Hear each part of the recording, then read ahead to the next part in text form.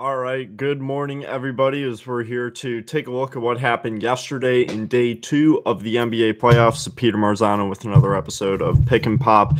And if I thought that Saturday was going to be a really otherworldly, entertaining day for playoff basketball, we really got treated with the four games that we received yesterday. And of course, when my team plays, end up getting the craziest, most exciting games. I'm always the one with the heart rate that's out of control. And, being a Cubs fan, like experiencing game seven of the World Series, I mean, that's something to where that level of intensity can never really be replicated. But I will say that yesterday afternoon, I was losing my mind watching game one of the Celtics Bucks series, which was so incredibly exciting. And yesterday, there were four good games. I feel like on that first day, the Warriors blew out the Spurs and Sixers ended up taking control late in that game against the Miami Heat. But yesterday, there were four really, really good, competitive, close games. And it all started with the Milwaukee Bucks and the Boston Celtics in game one of that series. Of course, an anticipated series because it's going to be a lot more exciting than your average 2-7. You have a healthy, geared up Milwaukee Bucks team that really has a lot of motivation to make their way to win a playoff series, something they have not done since Ray Allen was on the team back in 2001. And then on the other hand, you have the Boston Celtics, who have been outstanding all year, a 55-win team, but at the same time have dealt with a lot of injuries, are without four key pieces right now. No Kyrie Irving, no Gordon Hayward, of course, no Daniel Theis, and no Marcus Smart, who is slated to return by a potential first-round game seven. So that does mean a lot for the Celtics if they were able to hang in there until that point, that they would be able to get Marcus Smart back. But this was a good game, and I think you really saw the way that these two teams are going to match up and how exciting that'll be. Eric Bledsoe at his first playoff start ever in his first playoff game in over 5 years since he was on the Clippers. And he certainly looked shaky. He was 4 for 12 in 32 minutes. And there was some hesitation, some nerves on this Milwaukee Bucks team that I think you can expect to be alleviated tomorrow night. I think Tony Snell was perhaps the most noticeable of the individuals that just were visibly nervous. Tony Snell played 33 minutes and was 0 for 3 from 3, 1 for 4 total from the field. And that's when he plays that much time, that's just pretty unusual for a guy like Tony Snell, to where when he has his chances, he's going to take a shot. But I remember multiple instances to where he had an open look in the corner or on the wing and hesitated and didn't take it. And I feel like, especially at this time of the year, that's something to where if you are a legitimate three-point shooter, you have to be able to pull the trigger when you get an open look, especially against a team like the Celtics that is so good defensively, and they're going to go after you in that regard. But the story of this game for the Milwaukee Bucks certainly revolved around Chris Middleton and Giannis Antetokounmpo, both eclipsing the 30-point mark. Antetokounmpo with 35 points, 13 rebounds, 7 assists and 3 steals, 13 for 16 at the line, 11 for 21 from the field. And Chris Middleton in nearly 48 minutes at 31 points, 8 rebounds, 6 assists, 2 steals, and a block. And of course, the play of the game that he was able to have. And then off the bench, the Bucks really didn't get a whole lot. They got 16 from Malcolm Brogdon, but not a whole lot of contribution from guys like Jason Terry and Jabari Parker, something I certainly think they will look to get more of as the series goes on. But on the other hand, Boston used a really tight rotation. I think as we were looking at the way the season was winding down, Brad Stevens was really incorporating guys like Abdul Nader and Gershon Yabusele into the rotation a bit more. But yesterday, there were 9 guys that the Celtics rolled with. And you only got 10 and a half minutes of the former Buck, Greg Monroe, who I think you can expect to see more time, especially after watching game one and seeing how John Henson was able to have his way in the paint a lot. I think you're going to see more Greg Monroe in game two to specifically match up with Henson. Granted, Monroe's not a great defender, and that's kind of Aaron Baines' purpose in that regard, but I certainly think that you're going to see more of him to kind of counter what Milwaukee offers. They just have so much height. I mean, when you look at Giannis, when you look at John Henson, when you look at Chris Middleton, and then you go to the bench and you see Jabari Parker, I mean, they have a lot of height on that team. They're tough tough to get around, especially if you're going to try and take it into the paint. So I would definitely expect to see more of Greg Monroe in game 2 for the Boston Celtics. But Celtics had a really balanced attack, 4 guys that got 20 or more between Brown, Horford, Rozier, and Morris, and then 19 and 10 from Jason Tatum. And that's pretty much where the offense came from for the Celtics. Outside of those 5 guys, the Celtics scored a whole 6 points, 5 for Shane Larkin, and then a free throw from Greg Monroe. So Celtics are kind of having to rely on the same group to contribute to their offense. But in this game, it worked, and they didn't shoot really that great throughout the game, 41.5%, which was lower than what Milwaukee shot, but they were 42.3% from 3. And what has made the Celtics be able to contend throughout the year is that not only do they shoot threes at a high rate, but they're really good at defending them. So they're able to play their game and limit that part of their opponent's game simultaneously. And I think while the Bucks still shot 38% from long range yesterday, of course, with the miracle shot from Chris Middleton, which, I mean, I haven't even talked about it yet, but the last 30 seconds of that game, I mean, that is just everything that you could ask for in playoff basketball. If you're looking at the last, half minute of regulation between the Celtics taking a 3-point lead and then, Antetokounmpo getting a dunk and then playing the foul game and then Malcolm Brogdon hitting a big 3-pointer and then Terry Rozier with the killer crossover over Eric Bledsoe, 24-year-old in his first career playoff start thinks he has a buzzer beater, to win game 1. And then on the other end, 0.5 of a second, which is really the lowest amount of time that you could have and still get off a catch and shoot. And Chris Middleton from 36 feet just drained it. And, I was in disbelief. I couldn't believe what I just saw. But really, tons of credit has to go to Brad Stevens and especially Al Horford. I mean, the kind of game that he played yesterday is what makes him the player that he is. And I mean, for those that have watched him in Atlanta his whole career, this is not news because he's always been this kind of player. I think the only thing he's really added since he's come to Boston is that he's a really good 3-point shooter now, but he's always been a really hard player that adapts his game to what they need from him. And yesterday, I mean, Al Horford does not go to the free throw line. This is somebody that throughout the entire season has been open for jump shots. It has been an orchestrator that has worked really well with Kyrie Irving and Terry Rozier as far as being a great passer, averaging 4.7 assists a game. But yesterday he realized that, when guys like Tatum and Brown and Rozier couldn't get it going to the rim, and especially with the big men that Milwaukee had and trying to get them to get out of the game, Al Horford took it upon his own hands to make sure that he was going to be the guy to lower his shoulder, put his head down, and just take it into the paint, draw contact, and see what happens. Al Horford had 24 points on 8 shots. He was 13 for 14 from the free throw line. So that's the kind of play that you like to see, and it's encouraging if you're a Celtics fan because you know that you have guys on this team that could kind of adapt their style of play to what you're going to need. But the Celtics did end up taking this one 113-107 in overtime. I think game 2 will be really exciting. I think you're going to see a lot of adjustments from both sides. I mean, I already talked about what you can kind of expect to see from Boston, but I think from Milwaukee, you can certainly expect to see more than 14 and a half minutes of Jabari Parker. I think he's really going to be incorporated more, especially somebody that's going to be on the wings, on the corner, trying to find an open look. Because if they can get one of those guys going, whether it's Parker, Terry, or Snell, or Bledsoe from long range, you can really manufacture some good stretches and then probably a victory down the line.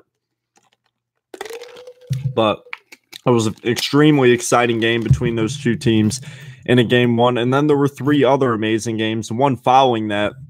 Of course, having the most surprising outcome between the Pacers and the Cavaliers. And Indiana jumped out to a 33-14 first quarter.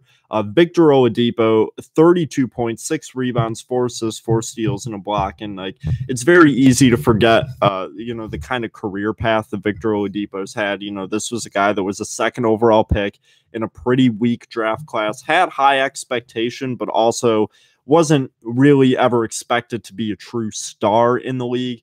Wasn't really developed too well in Orlando. Had some moments down there, definitely showed flashes and was part of that Serge Ibaka trade that brought him to Oklahoma City. And last year, he was the 2nd best player, at least offensive player on the team that was just so had such a unique system in that everything was Russell Westbrook, and he just really couldn't flourish and be the kind of player that he had been in his younger years, especially in college at Indiana. And then he goes to Indiana, in that trade that looked like it was so lopsided, and he has been such an incredible fit. And yesterday, I mean, this kid was just bleeding with confidence. I watched the whole game, and it was just so exciting to watch, this young guy that has had such a great year that, is on a team that wasn't supposed to make the playoffs, but has a really good coach and was able to lead this team through really low expectations to a 5 seed in the East. And then they march into Cleveland playing the best player in the world in game 1, and Victor Oladipo dropped 6 3-pointers and 4 steals to 32 points. So he was not afraid of the moment. I think if you're Indiana, I mean, they know how to play this Cleveland team. They're familiar with them. They're not afraid of them. They know this environment. And I think when you're looking at how Nate McMillan addressed that, I think he did a great job at really making sure that this team wouldn't freak out about any of that. They're young, but they're not crazy young. There is some experience on this team. When you have a guy like Lance Stevenson that's coming off the bench, this is his 4th playoff series against LeBron James. This is not news to him. And it's really good for guys like Miles Turner, on the other hand, that get to pick up more experience. And then guys like Darren Collison that have been in the league for a while but haven't really gotten too many chances in the playoffs. This is not a stacked team roster-wise, but I think yesterday what they're able to do defensively really showed off. And I mean, Oladipo is a great defensive player, but we're forgetting how well Miles Turner can match up with a lot of big men on the boards. It's easy to forget how good Thaddeus Young is of both an on-ball and off-ball defender. In Domantas Sabonis, who is a very good defender to have in the post. And I think Corey Joseph yesterday also made some plays that were just stellar and game-changing. And that's how you win games. And once again, the Pacers, like the Celtics yesterday, went with a really tight rotation. It was the same guys on the floor for most of the time. They only rolled with Joseph, Sabonis, Stevenson, and Trevor Booker off the bench. But it ended up working out. They really played at a slower pace. They were able to, generate the opportunities and the shots that they wanted. And they had one player that was really hot that took control of the game. And that gave them, an 18-point win on the road against the Cavaliers. And when you look at what went wrong for Cleveland, LeBron still gives you a triple-double in 44 minutes of play. But, if you're Kevin Love, you got to have more than 9 points. If you're Jeff Green, you have to be on the scoreboard.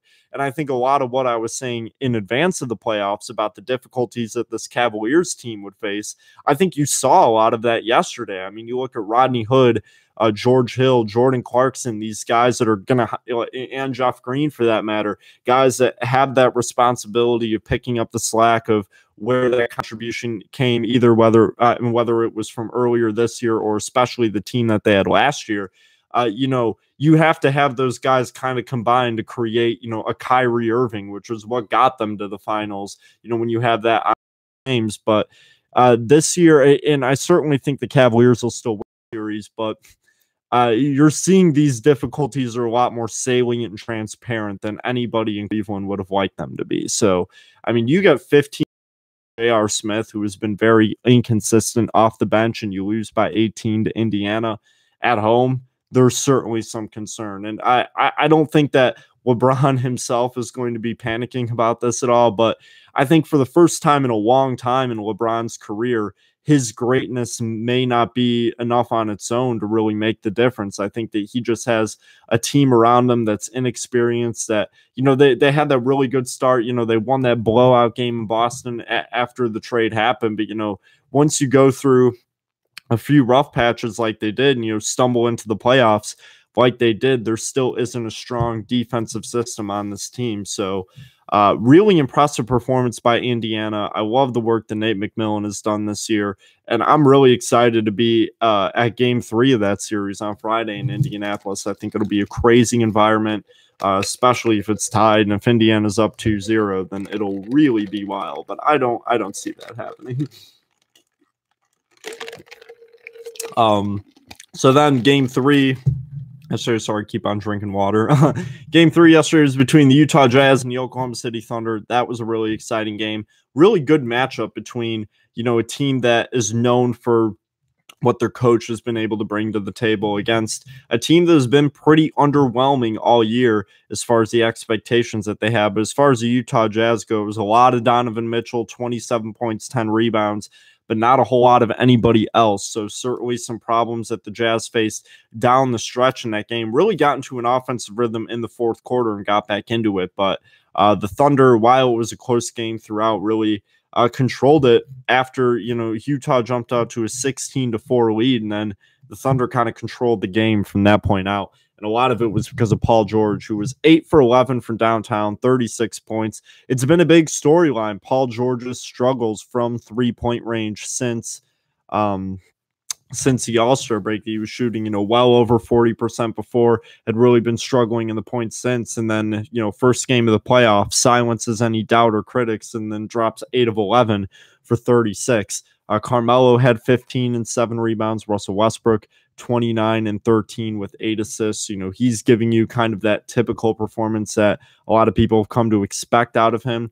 And they looked like a complete team yesterday. And of course, this is another one of those teams that doesn't really have a whole lot of depth beyond what you get in their starting lineup, especially. I mean, Paul George, Carmelo Anthony, Russell Westbrook, Steven Adams, Corey Brewer is a very strong starting lineup to be sporting in the playoffs. But, they got 11 points from Alex Abrinas off the bench yesterday. They're going to need big performances from their big three, and they're going to need some Alex Abrinas, some Jeremy Grant, some Raymond Felton. When they're on the floor, when the second unit's going to need to be picking that up. That is what they're going to be in need of to be able to really make a deep playoff run. But they looked good against Utah yesterday. Utah's a really resilient team, but they're also not very good on the road. That's a really tough environment to play in. So if Utah can somehow even this series up, I think that they would be feeling really good about themselves, especially with how well they play at home. And the final game was also incredibly entertaining, and I think it was one that not a lot of people expected to be. But I actually think that this series is going to be a lot more entertaining and a lot more close than people think. It was a 3-point game yesterday between the Rockets and Timberwolves, a 104-101 win for Houston. And Minnesota surprised a lot of people by just hanging in there throughout the entire game, and this was a game to where Minnesota really didn't have it going as far as what they usually have when they're winning games. Karl-Anthony Towns in 40 minutes only took 9 shots, only had 8 points, and really looked timid and not as confident as he had throughout the entire season last night.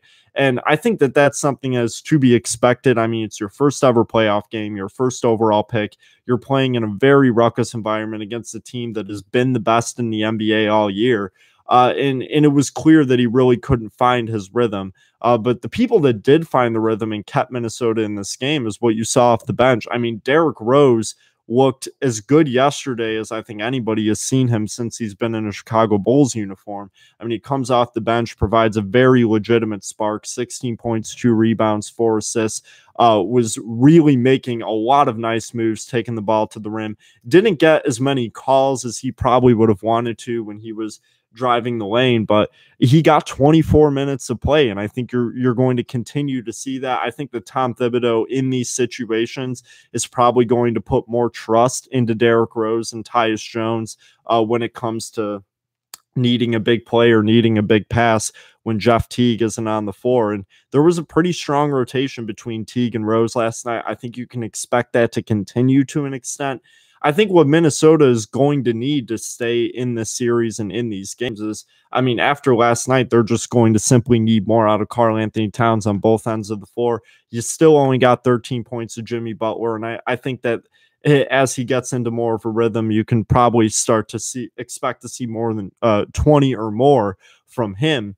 And Andrew Wiggins just needs to be in place defensively a lot more. I think especially in the fourth quarter last night, there were several instances where Andrew Wiggins was just very out of place, was not able to stay with his man when Minnesota was playing man-on-man defense. And Andrew Wiggins, this has been a problem of his throughout his NBA career. But I think especially at the point now where you're playing a team that is impossible to defend in general, it just became that much more clear that he was out of place and kind of didn't know who he should be guarding or what he should be doing. And I think that there were a lot of mismatches last night in this game that weren't really addressed or taken advantage of by Minnesota. And I think the Houston's going to adjust to that a lot. And I think one thing, if you're Minnesota, and why I think Houston's probably going to win game 2 by a healthy margin, is that the Rockets shot 10 of 37 from downtown. It's 27%. You're probably not going to see that in too many games. James Harden hit 7 of those 10 threes too. So I think what we did see yesterday, and I did talk about this a little bit, is that when you have so many three-point shooters like the Rockets do, you're going to run into times where the guys go cold. Eric Gordon was 1 of 7. Chris Paul was 1 of 6. Trevor Ariza was 0 for 4. PJ Tucker was 1 for 5. Nobody else got going for this team. And of course, they're without Luke Baamute and Ryan Anderson. So in a game like this, they just needed that 44 points from James Harden, who was just absolutely sensational last night.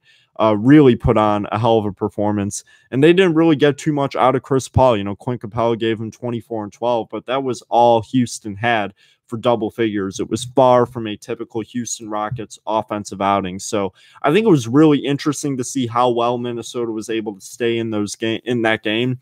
But I certainly think that moving forward, Houston's going to find their stride with three-point shooting, especially if they're able to get Ryan Anderson back in the mix. And Minnesota is just going to need a lot more out of Karl-Anthony Towns. And in order to stay in it with this Houston team, even though they make and take fewer threes than anybody else in the league, they're going to need to be shooting threes. And I think if you're Jimmy Butler, if you're Karl-Anthony Towns, who has been the best three-point shooter on that team this year, that is something to where you're going to have to place a priority into taking those shots when you get them, because Houston's a team to where even if you have them in check defensively and you're staying within 3 to 5 points of possession to, it can so quickly become a 10 to 15 point game. And we saw a little bit of that at stages last night, that you really have to be so on your toes to keep up with the Houston Rockets. And I think the Timberwolves did a pretty good job of that yesterday. I mean, they really limited every other 3-point shooter. And if they continue to do that, they're going to have a shot. But